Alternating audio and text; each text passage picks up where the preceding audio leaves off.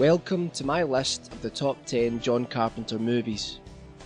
John Carpenter is one of the most influential filmmakers of the last 30 years. In that time he has scared, intrigued and entertained legions of filmgoers with his unique mix of horror, science fiction, skewed humour and socio-political commentary.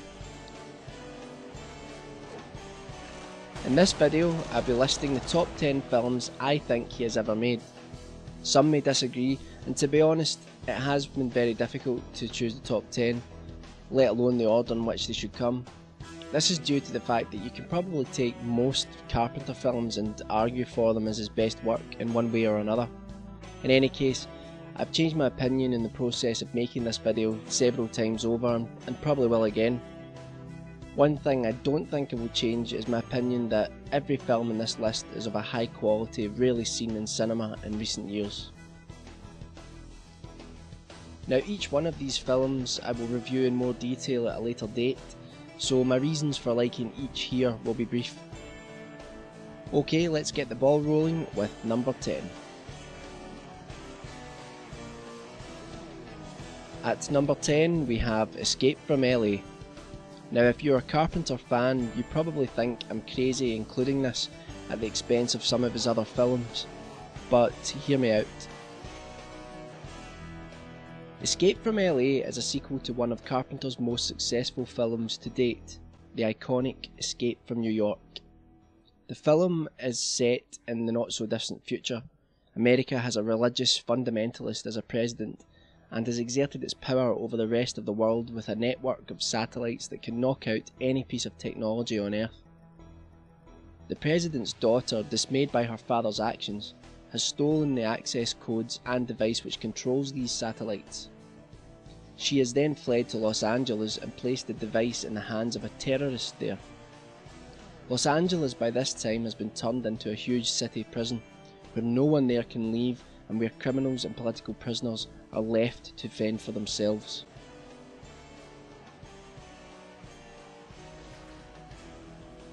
The film follows an anti-hero called Snake Plissken, who has been sent to rescue the device, codes and possibly even the president's daughter from Los Angeles.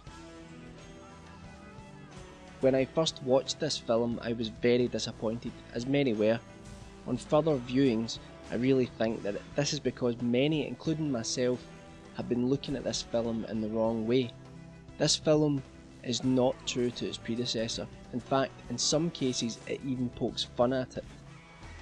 This is an homage, spoof, sequel, remake, social-political satire and standalone film all at once.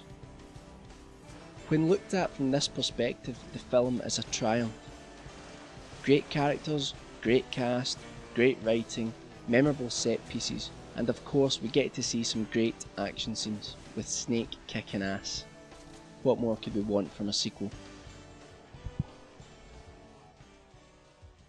At number 9 we have Assault on Precinct 13, John Carpenter's first real foray into professional filmmaking. Assault on Precinct 13 is set in an old rundown police precinct about to be closed down, that is manned by only a handful of police officers guarding the few prisoners left there.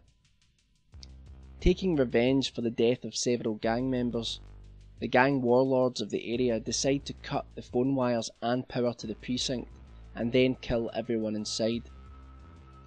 What follows is an all-out siege movie, with the gang members attacking the precinct while the people inside, including the prisoners held there, band together to fight for their lives while trying to get word to the outside world so they can be rescued. Assault on Precinct 13 is a tribute to Howard Hawks' Rio Bravo and is essentially a western set in an urban modern environment. Easily one of the best action films of the 1970s, Assault on Precinct 13 was the first film through which Carpenter explored the idea of being under siege, a concept he would later return to. It's also the first of his films to be remade by Hollywood, a disturbingly growing trend. For shock value, tension and some great gunfights, this one should not be missed. At number 8 we have Dark Star, a student project that would go on to gain a theatrical release.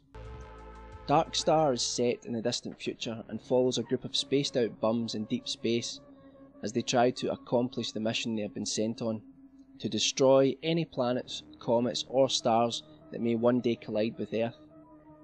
Co-written and some would say co-directed with Dan O'Bannon, who would later go on to write Alien, Dark Star is a very strange film with an extremely skewed sense of humour that at times leaves the film difficult to watch. It may take an acquired sense of humour to enjoy this film, but luckily after about 20 minutes I finally got it, and with every viewing I pick up on new hilarious elements that I missed before. I've tried to show this film to other Carpenter fans and many can't get past the production value and at times poor film print quality. For me, both of these elements add to the film's charm, and if you give it a chance you won't be disappointed. I especially recommend watching this film for fans of the TV series Red Dwarf, as Red Dwarf was heavily inspired by this film, with one of its creators referring to the show as Dark Star the TV series. A spaced out adventure that should not be missed. At number 7 we have They Live, Carpenter's most political and satirical film to date. In They Live, the world is in the control of money-grabbing aliens.